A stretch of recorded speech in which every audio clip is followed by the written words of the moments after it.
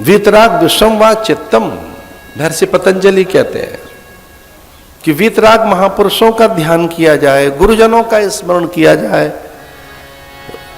तो वो हमें अपनी प्रेरणाएं, शक्ति, सामर्थ्य, विभूति, विद्या, विचार, बल सब देने के लिए तत्पर हैं। ये दृश्यमान जगत है, बहुत थोड़ा सा है, बहुत थोड़े से आकाश है, बस इतना सा कुछ, बाकी इसके पीछे एक बहुत बड़ा जगत है, जो सूक्ष्म जगत है, बहुत बड़ा, और उसके पीछे कारण जगत।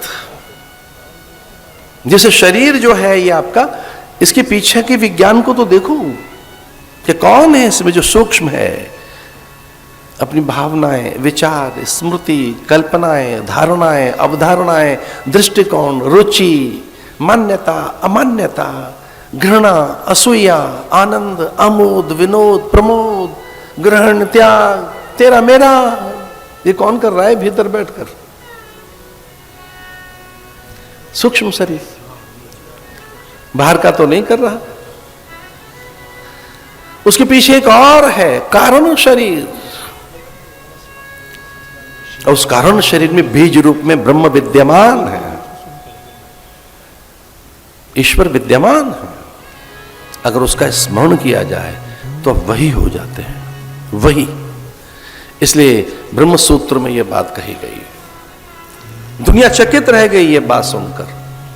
विश्व के वैज्ञानिक और इतिहासकार, दार्शनिक, मनीषी, वे तथाकथित तत्ववेत्ता चकित रह गए भारतीय दर्शन की इस ऊंची उड़ान को देखकर। ब्रह्मविद ब्रह्मैव भवति, उसका स्मरण कर व्यक्ति वही हो जाता है। ब्रह्मविद ब्रह्मैव भवति, वही हो जाता है। ये जो चार वेद हैं, इन चारों वेदों के महावाक्य हैं, इन्हें आज लिख लो या फिर घर में कहीं एक कागज पे फिर से लिख लेना। ये दुख भंजक है, सुख करता है, इन्हीं में मांगल्य मोद है, इन्हीं में अक्षय ऐश्वर्य है, अनंत कीर्ति। ये चार महावाक्य ऐसे हैं, इन महावाक्यों का ज्ञान हो जाने पर समूची देव सत्ता नमित होती है। मनुष्य को देवता प्रणाम करने के लिए व्याकुल हो उठते हैं। ये चार महावाक्य समझ आ जाए तो वेद के, ये वेद के चार महावाक्य समझ आए तो यम वरुण कुबेर इंद्र आदि न केवल अभिनंदन करते हैं, न केवल पूजन करते हैं, वो स्मरण करने लगते हैं उस वीतराग महापुरुष का। उन चार महावाक्यों का स्मरण करते हम कथा में चलेंगे। पहला है अहम ब्रह्मास्मि, दूसरा है तत्त्वमसि, तीसरा है प्रज्ञानम ब्रह्म, चौथा है अयम आत्मा ब्रह्म। इसका अर्थ है मैं तुझसे भिन्न नहीं हूं।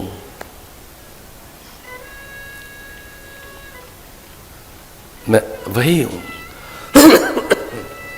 ममैवांशो जीवलोके जीवभूत सनातन, हम उसका सनातन अंश हैं। ये स्मरण होते ही फिर भय कैसा रहेगा, फिर कौन सा अभाव, फिर कैसा दारिद्र।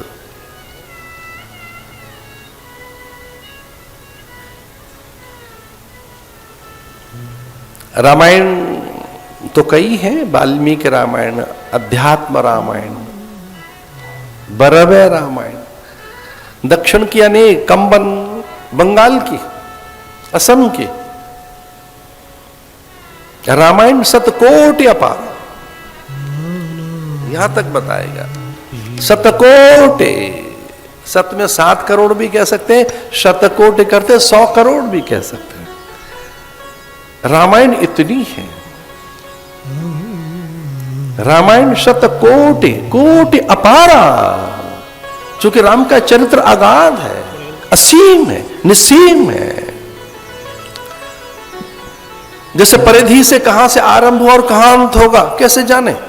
परिधि माने व्रत। और ये नए बैठे हैं लोग वैसी ऑडियंस है जिसको हिंदी नहीं आती, तो सर्कल समझ लीजिए।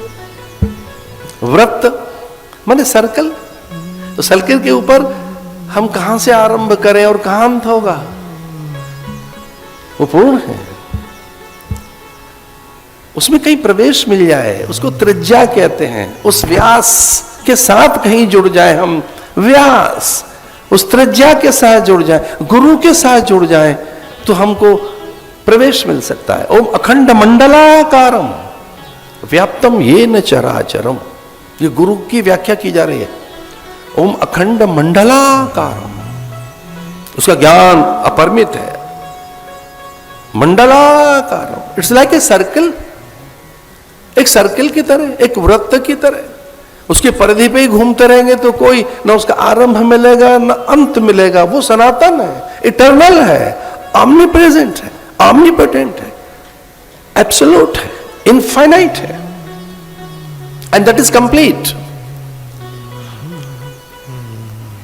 पर अंदर से चले तो कथा में अंदर से चलते अखंड मंडलाकारम व्याप्तम येन चराचरम तत्पदम दर्शितम येन, जो देखने की सामर्थ्य देता है। इतनी सी बात समझनी है कि सत्य को समझने की, सत्य को देखने की, सत्य को अनुभूत करने की, सत्यनिष्ठ होने की, हम झूठे होके तो न रहे ना, हम एक फेक लाइफ तो न जिए ना, हम किसी कैसे फैक्ट को तो सच न मान लेना जो झूठा हो। अभी तो आजकल ये बातें कह रहे हैं लोग, ये तो भाई बहुत फेक बात है, तो सच क्या है? तो फिर बताते हैं कि देखो ये फैक्ट चेक हुआ है, ये फेक है। अच्छा सच क्या है? फिर वो सच बताते। तो जो संवेदांगों के द्वारा समझा जाता है उसको पश्चिम ने सच कहा। संवेदांगों के द्वारा, यानी जो आंखें देख रही हैं, कान जिसे सुन रहे हैं, हाथ जिसे छू रहे हैं, जिह्वा जिसे चख रही है, नासिका जिसे सूंघ रही है, उसको सच कहा। कई बार तुम गुठली, छिलका, रस, गंध, सुगंध, मकरंद, उसकी मिष्टता, माधुर्यता, स्वाद, पता नहीं क्या सच है उसमें। पहले तो छिलका उतार कर फेंक दिया फल का, पहले तो उस फल के छिलके को ही समझ रहे थे कि सच है, तो छिलका तो उतार दिया, फिर रस की ओर जा रहे हैं, उसका कोई एरोमा। और धन्य है तुलसी बाबा, उन्होंने पहले अक्षर की उपासना की, अक्षर की उपासना कर।